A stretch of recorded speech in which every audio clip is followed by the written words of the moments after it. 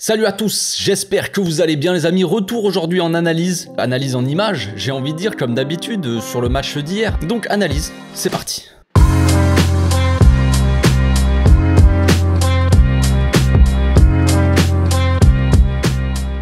Au passage, n'hésitez pas à vous abonner, liker et commenter, c'est le meilleur moyen de me soutenir et ça fera plaisir à tonton.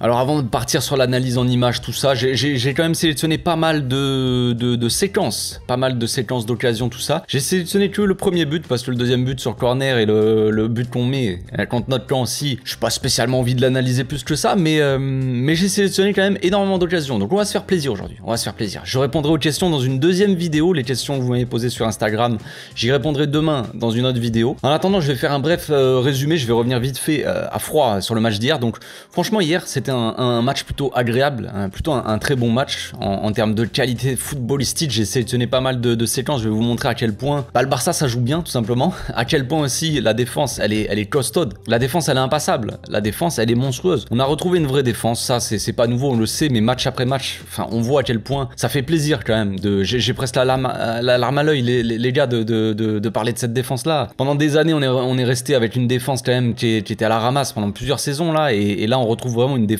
solide sur laquelle tu peux compter, tu peux t'appuyer. Si jamais tu perds un ballon, c'est pas grave, t'as une défense derrière, elle est monumentale en fait, cette défense là. Donc évidemment quand il manque ces défenseurs, on a bien vu ce qui s'est passé en octobre, mais quand on a une défense comme ça au top et un milieu qui joue bien, ça donne quand même des grands matchs, des matchs de grande qualité, footballistiquement parlant. Après c'est sûr que devant, ça manque un peu de tranchant devant, il manque un peu d'automatisme aussi. On sait que Rafinha est pas forcément dans la forme de sa vie, on sait que Lewandowski il revient quand même, il est sur le retour, donc hier il a un peu bafouillé encore une fois, donc peut-être que c'est un manque de rythme, il a besoin de jouer tout le temps, de sentir un peu la pelota voilà, sur les terrains de foot, donc ça c'est pas très grave. On espère quand même que Rafinha va retrouver un peu la confiance et que même d'autres, Ansu Fati, Ferran Torres, qui en l'absence de Dembélé, il faudra quand même se servir de tout le monde, pouvoir compter sur tout le monde en fait, tout simplement. Donc on a senti une attaque un peu moins tranchante, c'est vrai, mais franchement une grande maîtrise au milieu de terrain, un double pivot Busquets Frenkie, qui est magnifique à voir jouer, Pedri, Gavi plus haut comme ça sur le terrain, Pedri est un génie du football, j'en ai parlé hier dans mon débrief à chaud. Pedri est un génie en fait, et le cerveau, tout ce que tu veux de ce milieu, le cœur, le poumon, voilà. Mais c'est vrai que j'ai pas beaucoup parlé de Frenkie et Busquets hier, mais les deux sont monumentaux en fait, les deux sont monumentaux. Je vais en parler dans la vidéo, je vais vous montrer à quel point Frenkie ne doit pas jouer en 6 seul au Barça. Vous connaissez mon avis un peu sur le sujet, je ne dis pas que Frenkie ne peut pas jouer seul en 6 à la place de Busquets, mais ce que je dis c'est tout simplement que si Frenkie jouait seul en 6 à la place de Busquets, ça serait un peu gâcher son talent, ça serait limiter en fait ses qualités, ses capacités à pouvoir jouer à tous les postes au milieu en fait, tout simplement. Le fait d'avoir Busquets qui reste dans ce poste là de 6, Frenkie il est totalement libre sur le terrain, et ça nous donne un Barça et un milieu de terrain qui est monumental en fait, qui marche sur beaucoup de milieux de terrain, qui peut marcher sur beaucoup de milieux de terrain d'Europe. Je dirais pas qu'on a le meilleur milieu de terrain d'Europe actuellement, mais on est quand même très proche de ça je pense, en termes qualité, pure qualité. Après c'est sûr que les automatismes, l'expérience, tout ça manque un peu à certains qui sont plus jeunes, comme Gavi par exemple, qui a un poste en plus assez spécial, faux ailier comme ça qui rentre dans l'axe. C'est pas facile pour un jeune gamin de 18 ans, un jeune gars, mais au final ça marche plutôt bien, tu vois, ça marche plutôt bien. Et Busquets c'est monumental, il a les stats les amis, je vais pas vous sortir les stats là, j'avais partagé ça hier sur Twitter je crois, mais il a des stats monstres en fait, dans la récupération, en termes de grattage de ballon. Busquets c'est toujours le Busquets qu'on connaît, donc il a fait un grand match hier Busquets. Je l'ai pas souligné dans le débrief à chaud parce que j'avais la tête dans tous les sens les amis, ça partait dans tous les sens, mais Busquets a fait un très grand match, Frenkie a fait un très grand match. De toute façon je vais montrer en séquence, je vais montrer tout ça. Donc c'est parti, on commence avec une première séquence de contre-pressing.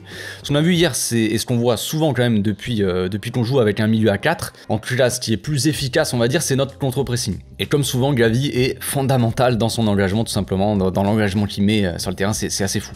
Le Barça a le ballon, Pedri essaie de servir Gavi, mais c'est imprécis et le Betis intercepte. On voit le latéral qui essaie de dégager un peu comme il peut. Comme souvent Busquets, lui il est dans les parages, et c'est celui qui gratte le plus de ballons au milieu généralement. Busquets vient donc mettre la pression dans le dos de Canales, qui pour l'empêcher un peu de bien contrôler, on va dire. Il l'empêche pas forcément de bien contrôler. Canales c'est un joueur quand même de qualité. Donc il sert Carvalho, et Pedri et Lewandowski serrent rapidement pour enfermer le joueur. Pedri va sur le côté gauche, ce qui empêche Carvalho de remettre la balle en retrait pour sa défense. Il est obligé de servir le joueur, soit le joueur qui est face à lui, côté Lewandowski, soit de jouer vers l'avant. du côté de Busquets donc. Lewandowski vient boucher l'angle de passe face au joueur et il a plus qu'une solution, c'est se tourner du côté de Busquets. Il doit être assez technique aussi pour pouvoir se retourner dans un petit espace sans perdre la balle quoi. Busquets sort sur le joueur à ce moment-là tout en bouchant l'angle de passe aussi pour Canales, alors que Gavi arrive aussi dans les parages pour venir un peu mettre le pressing quoi. Frenkie est en retrait et couvre aussi une possible passe en profondeur et une contre-attaque. En fait, on voit souvent Busquets monter au pressing et souvent il y en a qui comprennent pas trop ça. Pourquoi Busquets c'est lui qui monte et Frenkie reste plus bas? Tout simplement pour couvrir en fait au cas où, rester en retrait au cas où il y aurait une passe et on part en l'équipe adverse part en contre-attaque. Frenkie il a plus les capacités pour courir et couvrir un milieu en contre-attaque plutôt que Busquets. Donc c'est intelligent de la part de Xavi et de toute façon de l'équipe de presser comme ça parce que c'est tout simplement logique en fait. Il faut savoir utiliser les capacités de tes joueurs et là c'est ce qu'on fait. Donc Gavi vient presser à son tour et Carvalho est pris entre trois joueurs, on va dire Pedri, Busquets et Gavi, qui sont pas les moins bons hein, quand il s'agit de gratter le ballon d'ailleurs. Gavi contre la passe et Frenkie bien placé donc sécurise et la donne en retrait pour Ter Stegen. 7 secondes pour récupérer un ballon, on est plutôt pas mal. Autre séquence, on va rester avec Gavi et une action qui le caractérise plutôt bien et qui montre aussi en quoi il est vital pour cette équipe. Le Barça ressort le ballon sur le côté avec Koundé et Pedri. Le Betis récupère et on voit Gavi sur son côté gauche sur l'aile. Il voit que Carvalho est seul au milieu de terrain et que le Betis va pouvoir donc contre-attaquer plus facilement. Si c'est Carvalho va être dans les meilleures conditions face au jeu tu vois, pour relancer la contre-attaque. Carvalho scanne devant lui mais ne voit pas Gavi dans son dos qui arrive d'assez loin en plus de ça. Busquets lui est sur Canales, Frenkie est en retrait et bouche l'angle de passe pour Enrique. Pedri comme l'action précédente vient presser un peu dans le dos de Carvalho pour l'obliger à avancer. Gavi lui va jusqu'au bout du pressing, hein, il fait pas semblant et récupère la balle, fin de l'action, c'est finito. On l'a vu de nombreuses fois hier mais Lewandowski délaissait souvent l'axe pour s'excentrer un peu côté gauche. Donc là c'est pour vous montrer un peu les placements différents qu'ont pu avoir Lewandowski par exemple et Rafinha. Sur l'action on voit aussi d'ailleurs Rafinha à la place de Pedri et Pedri qui a pris sa place dans le couloir droit. Donc ça c'est un peu aussi le débat que j'ai pu avoir avec certains sur le profil de Rafinha. Pour moi Rafinha doit avoir un latéral droit qui prend le couloir, un latéral droit offensif avec lui, sinon il faut forcément quelqu'un dans le couloir en fait, si Rafinha n'y va pas. Et ça c'est un peu le problème qu'on a, même si Koundé prend le couloir ou Pedri prend le couloir, c'est pas des joueurs de couloir, c'est pas des joueurs de percussion, c'est surtout Koundé, c'est très difficile pour lui tu vas le servir dans le couloir, il va pas effacer le joueur en 1 contre 1 comme ça et centrer, c'est pas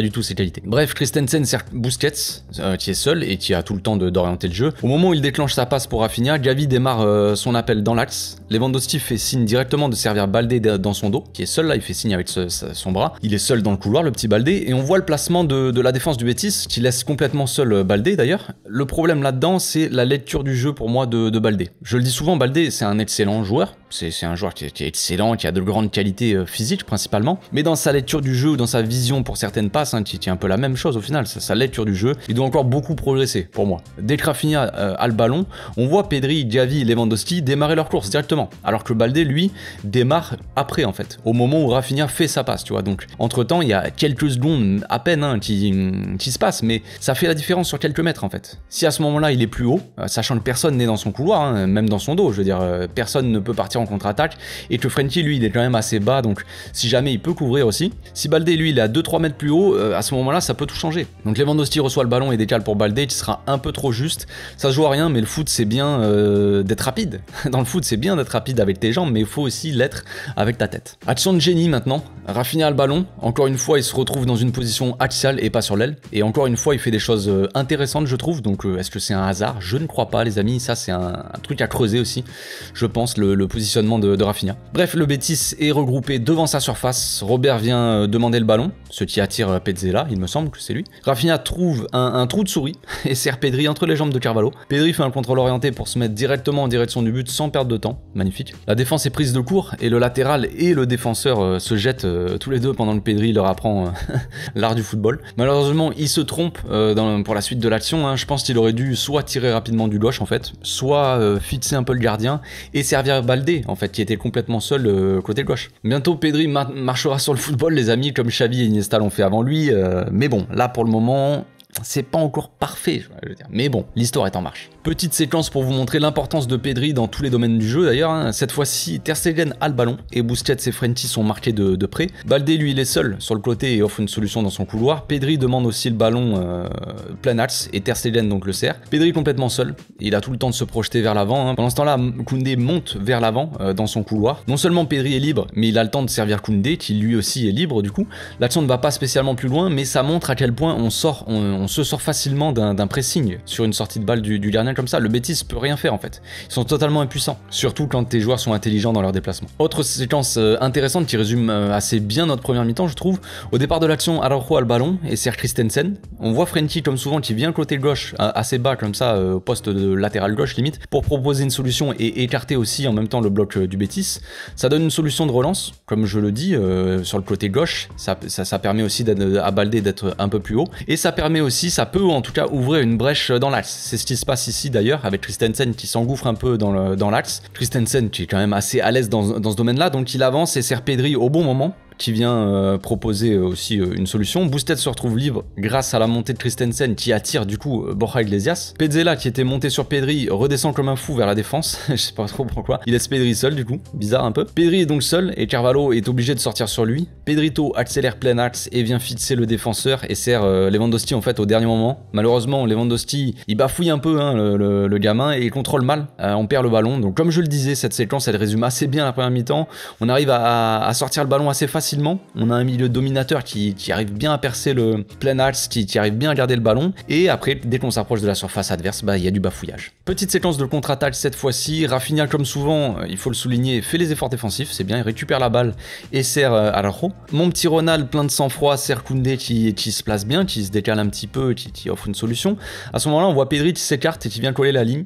Dans ce cas-là, il peut très bien soit recevoir la balle en fait et la conserver grâce à ses qualités techniques dans les petits espaces comme ça. Pedri, il est plutôt à l'aise, mais en venant aussi coller la ligne, il crée aussi une ouverture plein axe pour Koundé, pour que Koundé trouve une solution de jeu long en fait, tout simplement. Donc là, on voit aussi toute l'importance de la qualité de relance de Koundé et de Lewandowski aussi, qui se rend quand même souvent disponible pour aider pour les sorties de balles. Koundé joue long donc sur Robert qui dévie en une touche pour Pedri dans le couloir, qui dès que Koundé fait la passe, Pedri il commence sa course en fait dans la profondeur, dans le couloir. Donc le Barça peut lancer sa contre-attaque tranquille, le Betis est à la traîne, j'ai envie de dire. Lewandowski multiplie les appels dans l'axe, un coup à gauche, un coup à droite, un coup à gauche, frère, il rend un peu fou les défenseurs. Pedri essaie de le lancer en profondeur, mais c'est bien défendu quand même de la part de Petzela qui intercepte. L'action s'arrêtera là, avec un hors-jeu de Pedri, pas forcément évident, mais bon, c'était pour vous montrer à quel point on arrive à sortir assez facilement un ballon. Première vraie grosse occasion du Barça. En première mi-temps, Baldé n'osait pas assez provoquer, j'ai trouvé, sur son côté, et il jouait souvent assez bas, on va dire. Il montait pas spécialement très haut. En deuxième mi-temps, il a peut-être que Xavi a réglé un peu le truc. Christensen a le ballon et trouve un angle de passe pour Pedri, qui est complètement seul. Hein. Encore une magnifique passe de Christensen qui vient casser une première ligne. Petzela sort lui de sa zone pour venir presser Pedri. Lewandowski vient dans la zone de Petzela qui l'a laissé et Baldé se place dans le couloir. Pedri sert Xavi qui était redescendu assez bas et se projette vers l'avant. Frenkie placé plus ou moins dans la position d'un latéral gauche et servi donc par Xavi. Il avance et il vient fixer l'ailier, ce qui laisse Baldé seul en 1 contre 1 contre le latéral. Baldé est en position parfaite pour provoquer, il est lancé et va plus vite de toute façon que son vis-à-vis, on connaît un peu la vitesse de Baldé. Il provoque et passe le latéral pour la première fois, il me semble, du match. Il centre en étant en position de vraiment d'ailier en fait, parce que je crois pas qu'il ait tenté vraiment de centre en première mi-temps déjà. De base, en tout cas pas un centre dangereux, ou alors c'était un centre peut-être contré, mais pour la première fois il provoque vraiment comme un ailier et il centre comme un ailier, on va dire, en position vraiment très haute. Et ça fait la différence, bordel. Il trouve Pedri plein axe, complètement seul, qui tente la frappe du gauche. Le gardien sort quand même la parade qu'il faut, mais peu importe. Voilà, Baldé se met en confiance déjà. Et on voit très bien que qu'il doit continuer en fait comme ça tout simplement si on veut trouver la solution. Sur l'action du but, Frenkie redescend encore pour ressortir le ballon, donc côté gauche, et laisse Baldé monter dans son couloir. Au moment où Gavi vient demander le ballon, on voit Baldé qui fait l'appel dans la profondeur. Donc ça c'est la petite animation, les petits appels, tu vois, l'appel en avant de Gavi pour attirer son latéral, l'appel dans la profondeur de Baldé pour aller dans le dos du latéral justement. Voilà, ça désorganise un peu, même si le latéral est assez attentif, ça montre un peu les mouvements des joueurs. Gavi retourne vers l'avant alors que Busquets propose une solution à Frenkie donc qui le sert. Busquets en 2 touches sert Gavi en profondeur, c'est un peu long, c'est un petit peu long pour Gavi et le latéral droit arrive fort sur lui, il est obligé de sortir pour essayer d'intercepter. Et on va voir que c'est assez important que le latéral sorte sur Gavi, qui attire donc aussi le latéral par son appel, par sa projection, parce que Baldé du coup se retrouve seul dans le couloir tout simplement. L'importance aussi encore une fois des déplacements et appels incessants de Gavi, le sang-froid et la qualité de passe de Frenkie et Busquets, c'est magnifique. Donc le latéral fait faute sur Gavi et Frenkie intelligemment lui joue rapidement au final. Baldé accélère sur son côté et Pezzella est obligé de sortir sur lui, donc délaisser un petit peu l'axe. On est clairement en supériorité dans la surface et Baldé centre parfaitement donc au second poteau pour Rafinha, c'est magnifique. Le centre il est rasant, parfaitement dosé pour que le gardien ne puisse pas forcément l'attraper, l'intercepter. Bref, la zone de centre elle est parfaite frère. Rafinha n'a plus qu'à la pousser au fond des cages tranquillement et ça fait 1-0. Hier après le match, Frenkie il a dit à quel point il se sentait à l'aise dans ce système à 4 milieux. On en a beaucoup parlé sur la chaîne comme je disais tout à l'heure, beaucoup de débats sur le poste de Frenkie, libérer Frenkie, free Frenkie, Busquets, Senel, Banquillo, tout ça on se souvient bien, c'était marrant. Donc on se souvient des débats, Frenkie doit jouer seul en 6, tout ça, doit prendre le poste de Busquets, bah pas forcément, hein. Vous connaissez pour la plupart je pense mon avis sur le sujet, je pense qu'il est capable, comme je l'ai dit tout à l'heure, il est capable de jouer à tous les postes au milieu, ce gars de toute façon il est capable de jouer en 6 aussi seul, il n'y a pas de problème avec ça, mais le problème c'est que le fait de jouer seul en 6, ça te limite les capacités de Frenkie, les qualités qui peut montrer sur un terrain. Frenkie, son poste idéal, son positionnement idéal, ou en tout cas les conditions dans lesquelles il peut le mieux s'exprimer, c'est dans un double pivot. Tout simplement. On le voit cette saison, on le voit depuis qu'on joue en tout cas avec un milieu à 4. Quand il joue à côté de Busquets, alors et certains disent, le fait que Frenkie joue à côté de Busquets, vous voyez, Busquets il est moins en galère. Alors je suis d'accord, c'est vrai, mais c'est la vérité pour tout le monde, ça se retourne. Tu peux retourner le truc dans tous les sens. Le fait que Busquets joue aussi à côté de Frenkie, ça le libère, ça lui permet de se projeter aussi. Et de pas rester seul en 6. Parce que si Frenkie joue seul en 6, il doit rester dans cette zone-là de 6 de Busquets. Et du coup, il pourrait pas forcément se projeter vers l'avant. Ou s'il se projette vers l'avant, bah Gavi ou Pedri doivent redescendre en 6. Et du coup, ça limite aussi le champ d'action, la création peut-être de ces joueurs-là. Donc Araujo récupère la balle et la dégage sur Busquets. Busquets sert Frenkie. Et on connaît donc ses capacités à se projeter, pour se projeter vers l'avant. Il vient à lui tout seul gagner déjà pas mal de mètres, mais aussi il attire à lui tout seul donc 2-3 joueurs. Et il libère donc pas mal de ses coéquipiers. Il libère peut-être Lewandowski, il libère Gavi qui est dans le couloir et qui fait l'appel. Donc il vient fixer et il attend le dernier moment pour servir Gavi en profondeur dans le couloir parfaitement. L'action n'ira pas plus loin. Le centre de Gavi il est repoussé par la défense. Mais cette action c'est pour vous montrer à quel point Frenkie ne doit pas être limité à jouer seul en 6 tout simplement. Ça serait limiter son talent. Frenkie, c'est un joueur qu'on peut pas vraiment catégoriser, j'ai envie de dire. C'est un joueur total. Je l'ai déjà dit plein de fois, c'est un joueur total, il peut tout faire au milieu. Et il peut tout faire bien. Et justement, dans cette position, en fait, ça lui permet de tout faire bien pendant tout le match, en fait. Si tu le mets en 6, il va être bon en 6, mais il va pas être bon offensivement. Il va pas apporter assez offensivement. S'il joue en milieu intérieur, il va être bon, il va faire les déplacements, aller vers l'avant, aider, redescendre pour sortir les ballons. Mais du coup, ça manquera un peu devant, tu vois. Il manquera toujours quelqu'un. Là, le fait qu'il joue à ce poste-là avec en double pivot, avec 2 joueurs devant lui, donc dans un milieu à 4, c'est tout simplement parfait.